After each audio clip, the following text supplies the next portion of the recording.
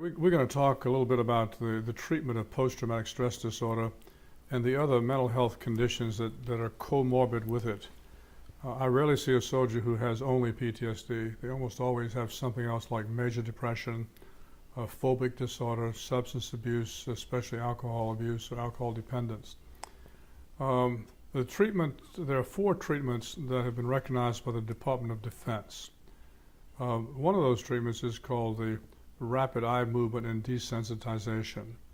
And this is simply having the soldier tell the trauma narrative while the therapist is moving his or her hand, and the person is required to follow the eyes, follow that moving hand with their eyes. Nobody seems to know why this works, but there have been some interesting positive outcome with eye movement and desensitization. The next is called prolonged exposure, or PE. And this is where the soldier comes in on a regular weekly basis for 12 weeks. It tells the trauma narrative to the therapist while a tape recorder is running. And the soldier is required to go home and listen to that tape recording every day until they return with the tape recording the next week. The soldier tells the trauma story again with the tape recorder running, and interestingly enough, more details are recalled. It's been shown that doing this for 12 weeks, many soldiers will end up overcoming the major symptoms of PTSD. The other therapy is called cognitive reprocessing therapy, and this is where the soldier uses primarily cognitive therapy and is telling the story about the trauma as well as other things, also using a tape recorder. And the therapist is more involved in this one in terms of asking questions and details about the trauma.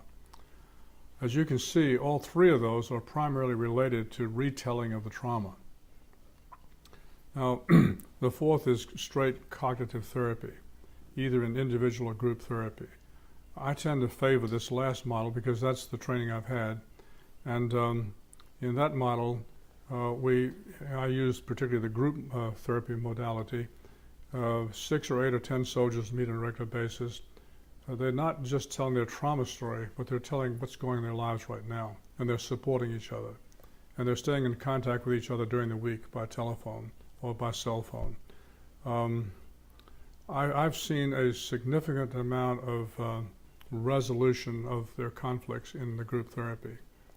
There's a downside to it, and that is they become attached to each other and to me, and they don't want to leave the therapy. So some of the soldiers have been in therapy for 3 years.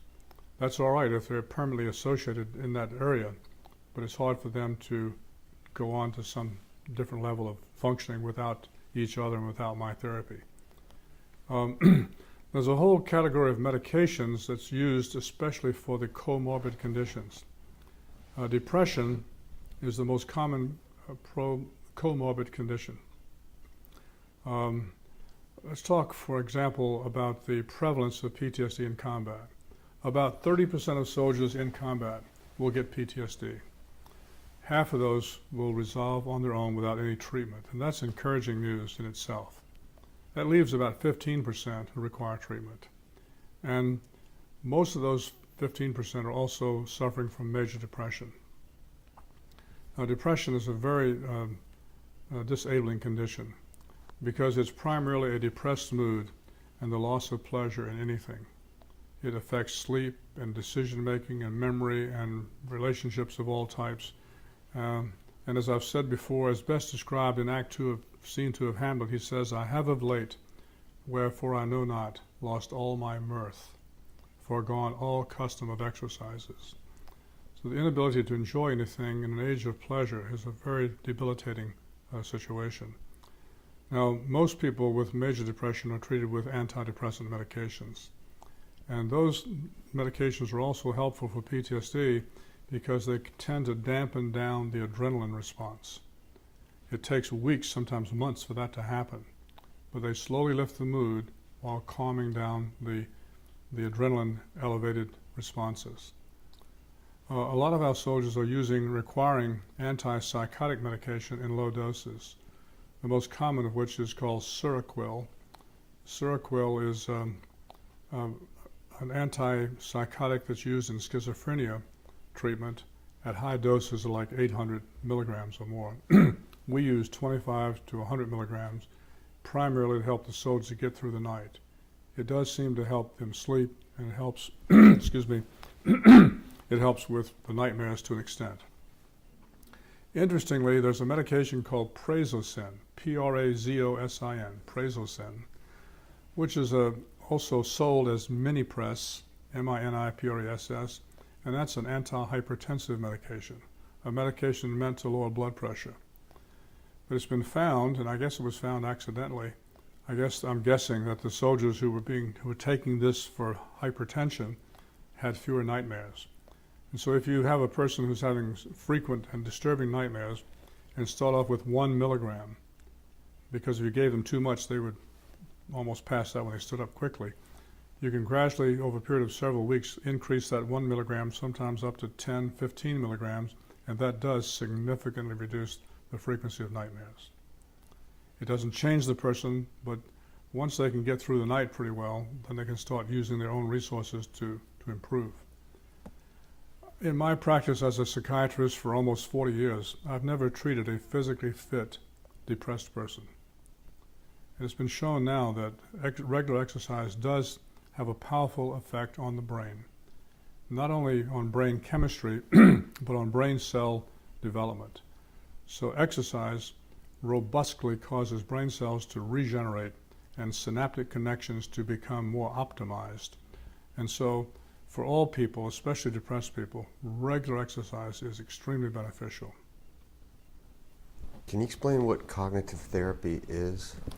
Cognitive therapy is a form of psychotherapy or talking therapy in which the person is taught how to think about what they're thinking about and to identify their thoughts. You know, thinking has been best described as subvocal speech. It's sort of talking to yourself without doing it out loud. That's what thinking is best described as. And so that talking to yourself, sometimes called self-talk, is really in the form of automatic thoughts, things that just pop into your mind. Those are sort of like shooting stars. They could be anything, anytime, anywhere.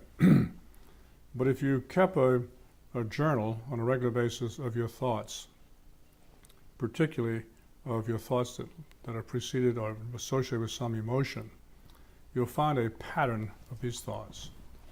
And this pattern will lead you to identification of some deeply held beliefs, because our thoughts, what we say to ourselves, are coming from what we really believe.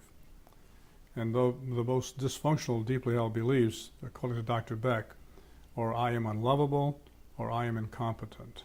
And the pattern thoughts go with that. And it's very hard to talk somebody out of that. You can't talk them out of that. They have to be shown through evidence that whether that's true or not. I believe that the most dysfunctional thought that combat soldiers have is I am in danger, is a deeply held belief. I am in danger. And when I've tried to rationalize that and say, what's the evidence that that's true? They'll say, well, it's only a matter of time. The Islamic people, not just the radical wing, but the whole crowd, will be taking over this country before long. And so they want to stay symptomatic as far as I'm concerned. And this is a very dangerous situation because they're convinced that this is a dangerous world. And it's not a matter of saying, oh, that's not exactly true, I don't believe that, and so forth. But if you had, for example, a deeply held belief, this is easier to work with, of I am unlovable, then you have the person keep a positive daily log. They carry around a little 3x5 card in their pocket. Anytime anyone says something that's complimentary to them, write down the compliment and write down what your reaction was to it. Somebody might say, well, gee, I like your pants today. Well, they're old pants, you write down. You do that for maybe 6 or 8, 9 months. And after a while, you'll find as you'll begin to say, well, thank you very much. You begin for the first time to believe there is something nice about you. That will begin to open the sluices, and all the evidence will start flooding in to showing you that you were wrong to think that you were unlovable. But you have to make that discovery yourself. So cognitive therapy is very beneficial. Interestingly enough, it's just as effective as medication for major depression. The beliefs, the dysfunctional beliefs that major depression patients hold is I am no good, I've never been any good, and my future is bad. So I am worthless, or some other theme on that. A negative view of oneself, a negative view of one's past, a negative view of the future are all those beliefs that have to be changed for a depressed person. And once they can change those beliefs, they're just as well as if they were taking medication. And the relapse rate is much less in the cognitive therapy patients than with medication patients. So it works.